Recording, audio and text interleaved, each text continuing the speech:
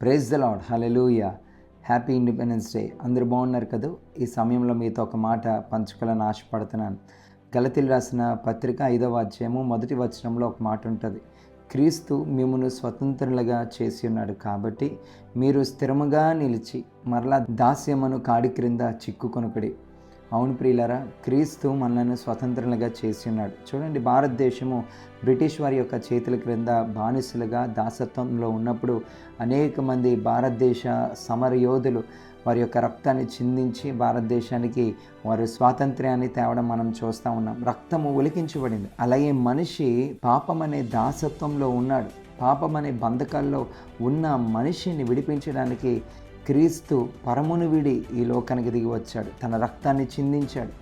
మన కొరకు ఆయన కల్వరి సిలువలో ప్రాణం పెట్టాడు. ఇప్పుడు ఎందరైతే యేసుక్రీస్తు ప్రభు వారిని సొంత రక్షకునిగా అంగీకరిస్తారో వారందరికీ ఆ పాపం అనే దాసత్వపు కాడి క్రింద నుంచి విడిపించడానికి ఆయన ఇష్టపడుతున్నాడు. ఈ సమయంలో నీవు ఏ బంధకంలో ఉన్నా కూడా ఆ బంధకం నుంచి నువ్వు విడుదల పొందాలంటే యేసయ్యను సొంత రక్షకునిగా అంగీకరించాలి. ఒకవేళ యేసయ్యను సొంత రక్షకునిగా అంగీకరించి మరల దాసత్వము అనే ఆ కాడి క్రిందకు వెళ్ళి చిక్కుకున్నవా, మరొక్కసారి ఆయన వైపు చూడు.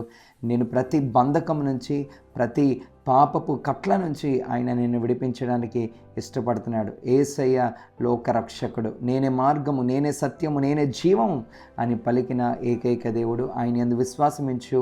దేవుడు నీ జీవితంలో ఘనమైన కార్యాలు జరిగించుదురుగాక. Amen. God bless you all. Praise the lord.